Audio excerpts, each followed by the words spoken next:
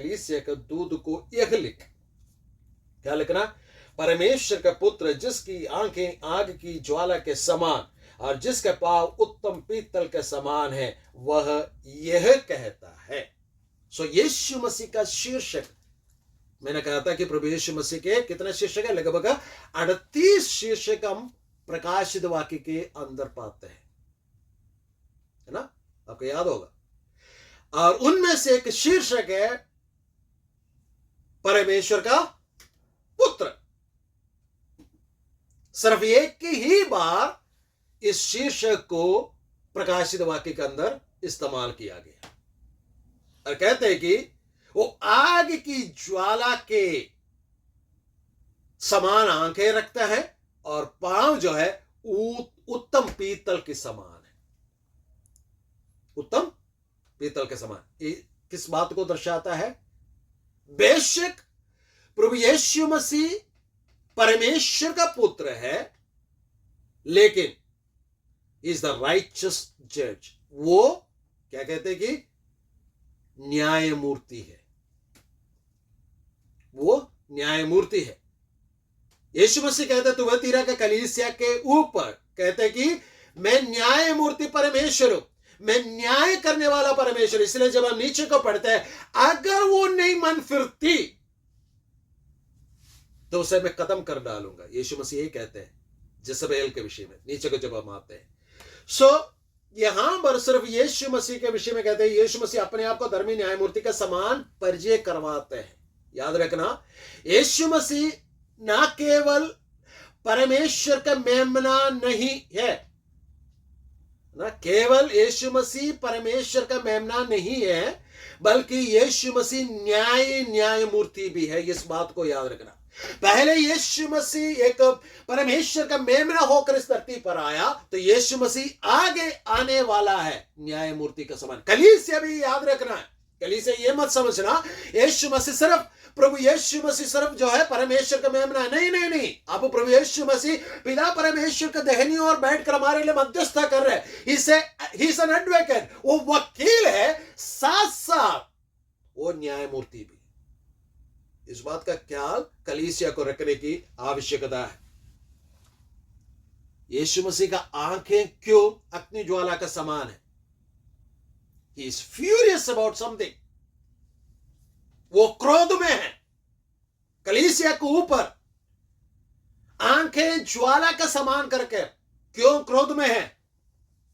जब हम नीचे को पढ़ते हैं उसके बातें बताते हैं, लेकिन फिर हम देखते हैं कि अमर कहते हैं कि उत्तम पीतल का समान है, और ये कहता है कि मैं तेरे कामों को, तेरे प्रेम को और तेरे विश्वास को और तेरे सेवा को और तेरे धीरज को जानता हूं, और ये भी कि तेरे पिछले काम पहले से बढ़कर है।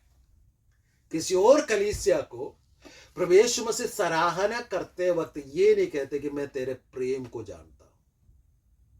सिर्फ तुआतीरा के कलीसिया को कहते हैं मैं तुम्हारे 5 चीजों को जानता हूं। सबसे पहले क्या है? मैं तेरे कामों को जानता हूं, मैं तेरे प्रेम को जानता हूं, मैं तेरे सेवा को जानता हूं, मैं तेरे विश्वास को जानता हूं, मैं तेरे धीरज को भी जानता हूं, और मैं ये भी जानता हूं तुम्हारा काम बढ़ चढ़कर भी हो रहा है पहले से भी। मैंने आपको पिछले बार भी बोला, परमेश्वर सब कुछ जानता है।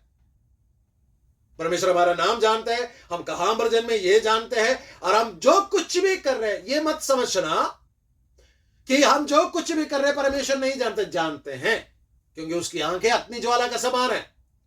इब्रानियों के पत्र में लिखा है उसके आंखों से छिपी हुई कुछ भी नहीं, सब कुछ बेपर्दा और नंगा पड़ा है, खुला पड़ा है। परमेश्वर सब कुछ जानते हैं। फिर कहते हैं पर मुझे तेरे विरुद्ध ये कहना है कि तू उस स्त्री इजबेल को रहने देता है जो अपने आप को भविष्यद्वक्ता कहती हैं और मेरे दासों को व्यभिचार करने और मूर्तियों को आगे चढ़ाई हुई गई वस्तुएं खाना सिखलाकर भरमाती है। और परमेश्वर का कंडमनेशन कहते कि आपके कलीसिया में एक परेशानी है। क्या है? There is an issue, Jezebel issue. कौन है इजबेल? उस स्त्री को, इजबेल को रहने देता है। कौन है इजबेल? हम सब जानते हैं, है ना? राजा का पत्नी थी, रानी थी। कौन सा राजा का? अहाब राजा का, जिसके सामने एलिया जाकर कहते जब तक मैं ना कहूं तब तक ना मैं बरसेगी ना बारिश होगी। 3.5 साल का काल। किसके वजह से? इजबेल की वजह से। इजबेल ने क्या किया? इजबेल कौन थी? जब परमेश्वर का पवित्र वचन को देखते हैं, पहला राजा का किताब 16 अध्याय उसके 31 आयत को पढ़ते हैं, वहां पर लिखा है कि आहाब ने सिदोनियों के राजा इतबाल के पुत्री इजबेल का साथ शादी कर परमेश्वर का क्रोध को भड़काया। ऐसे के व्यक्ति का पुत्री से राजा शादी करता है। एक वो अन्य जाति है, सिदोनिया, है ना? सिदोनियन के साथ कौन किसने क्या बोलते हैं अपना दोस्ती बढ़ाया था? दाऊद राजा का दोस्ती था, लेकिन उस दोस्ती को सुलेमान ने बढ़ाया। सुलेमान ने क्या किया? सिर्फ दोस्ती नहीं बढ़ाया, वहां से पेड़ लेके आकर परमेश्वर का मंदिर का बनावट के लिए वहां से लेबर्स को भी लेके आया, सब कुछ लेके आया। ये सब कुछ खत्म होने के बाद, मंदिर बनाने के बाद, सुलेमान ने एक और काम किया। उस राजा के साथ मिलकर व्यापार शुरू किया, बिजनेस शुरू किया। और परमेश्वर के वचन में लिखा है कि जब बिजनेस शुरू किया, वो जहाज पानी में टूट गया, समुद्र में टूट गया। पढ़कर देख लेना राजा का किताब, पहला राजा का किताब, पहला अध्याय में, शुरू के पहले अध्यायों में ये बातें लिखी हुई है। उनके साथ दोस्ती करने पर परमेश्वर का मन खुश नहीं था। वैसे के राजा के बेटी के साथ आहाब शादी करता है, और उस राजा का नाम क्या है? इतबाल। ये लिखा गया कि वो बाल का पुरोहित था। क्या बोलेंगे? बाल का पुजारी था, खुद बाल का पुजारी था। बाल कौन है? देवता। किस चीज का? God of weather and fertility.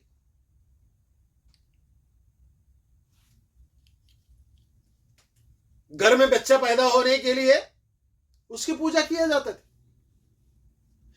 खेत में अच्छा उपज होने के लिए उसकी पूजा की जाती थी। इसीलिए प्रभु परमेश्वर ने यहोवा परमेश्वर ने इस्राएलियों से कहा, व्यवस्था विवरण के 11 अध्याय में, जब तो उस कनान देश में पहुंचेगा, उस कनान देश में पहला वर्ष और अंतिम वर्ष में भेजूंगा।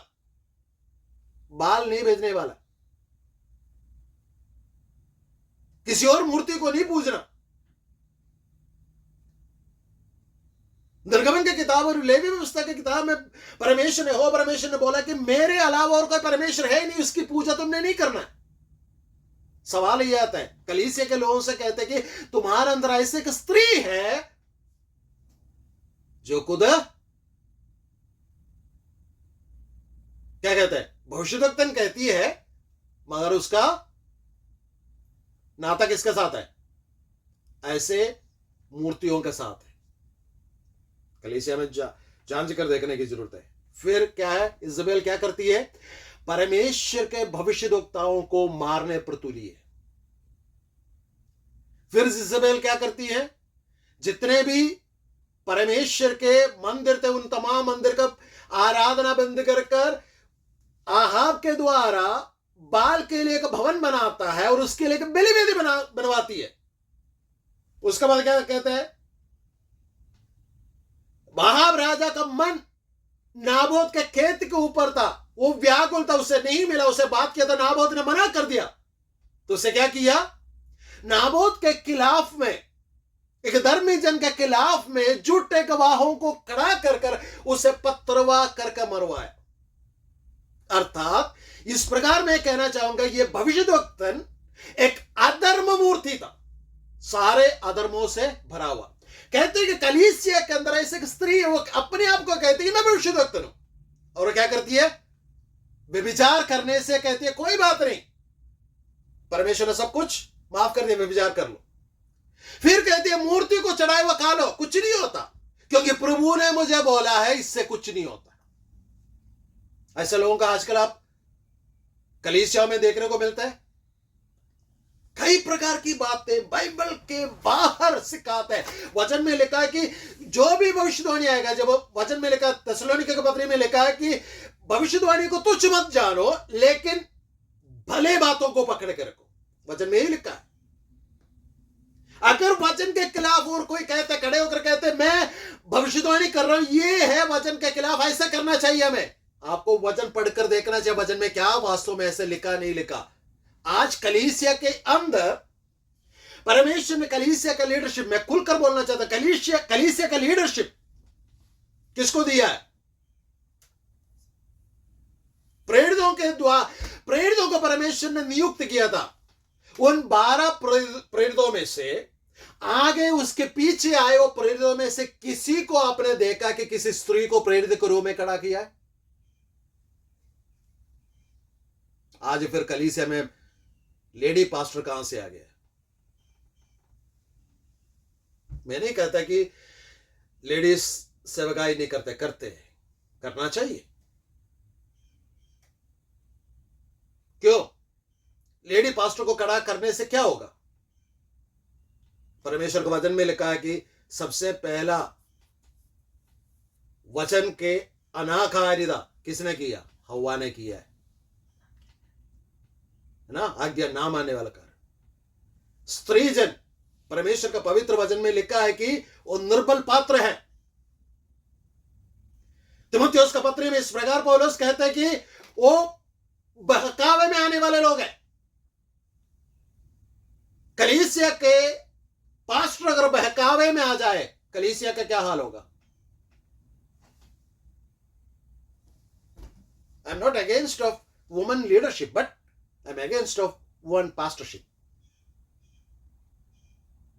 ठीक है, ये परमेश्वर का वचन का खिलाफ है। आप जैसे सोचते हैं मुझे नहीं पता, लेकिन मैं आपको खुल कर बोल रहा हूं। ऐसे लोग क्या करते हैं? कोई पाप करेगा, बोलेगा कोई बात नहीं बेटा, प्रभु ने मुझसे बोला है कि कोई बात नहीं, तुमसे गलती हो गया, कोई बात नहीं, एक बार भंडारा खाने से क्या होगा, एक बार लंगर खाने से क्या होगा, कुछ नहीं होता, प्रभु माफ कर देंगे, चलो कोई बात नहीं, मैं उपवास रखती हूं, तू आगे बढ़ते जा, कोई बात नहीं। परमेश्वर कहते हैं ऐसे स्त्री को तुम रहने देते हैं जब वचन के खिलाफ कोई शिक्षा देते हैं।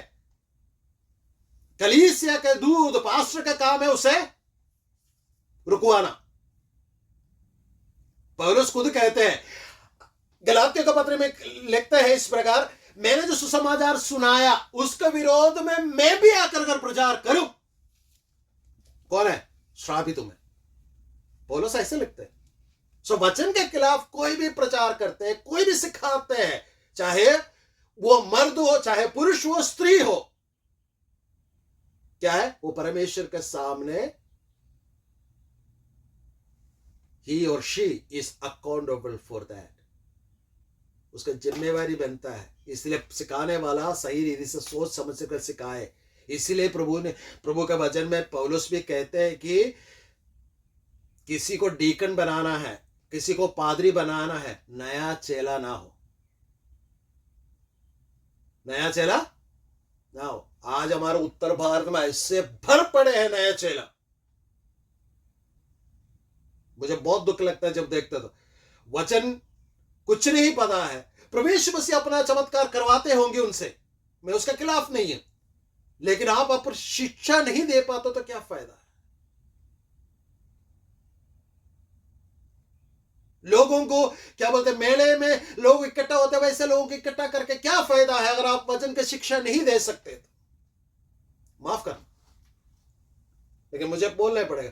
प्रभु के पवित्र वचन, प्रभु यीशु मसीह स्वयं कहते हैं, मेरा आंख इसलिए अग्नि ज्वाला के समान, आई एम फ्यूरियस बिकॉज उस स्त्री को तू रहने देता है, उसे कुछ नहीं बोलता है, उसे व्यभिचार करने देते हैं, उसे मूर्ति को चढ़ाए व खिलाने देते हैं, और तू चुप रहता है।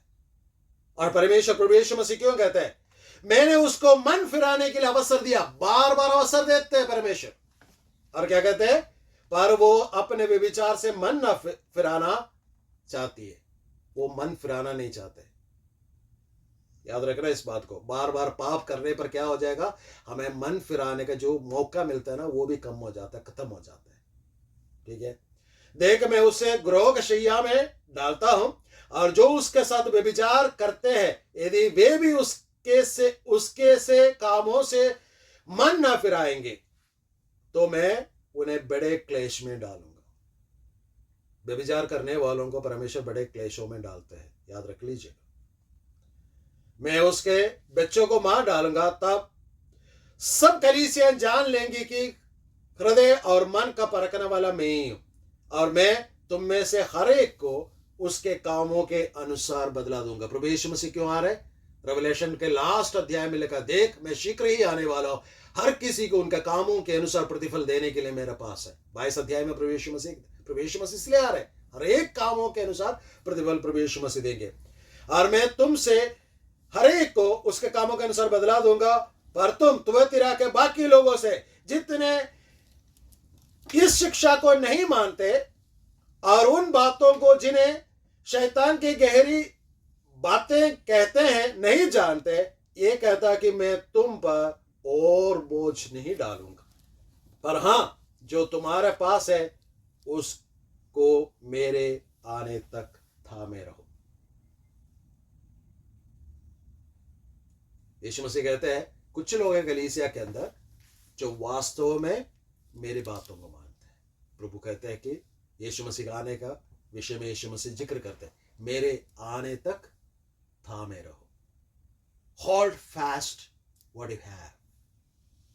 क्या क्या थामना है? सवाल आता है, क्या क्या थामना है? जब हम दूसरा पत्रोस 3 का 17 और 18 पढ़ते हैं, वहां पर भी लिखा हुआ कि क्या क्या थामना है। जो कुछ भी तुम्हारे पास है वो सब कुछ थामे रहो। क्या है हमारे पास? परमेश्वर ने क्या दिया? जब हम इब्रानियों का पत्र 10 अध्याय 23 आयत पढ़ते हैं, वहां पर लिखा है अपने आशा के अंगीकार को थामे रखना है। ठीक है, जल्दी जल्दी बोल रहा हूं क्योंकि टाइम कम है। पहला थिस्सलुनीके के पत्र 5 के 21 में इस प्रकार लिखा है, जो अच्छी बात है उसे थामे रहो। है ना, भविष्यवाणी के विषय में कहते हैं। पहला कुरिन्थियों के 15 का 58 में इस प्रकार लिखा है, प्रभु के काम को थामे रहो।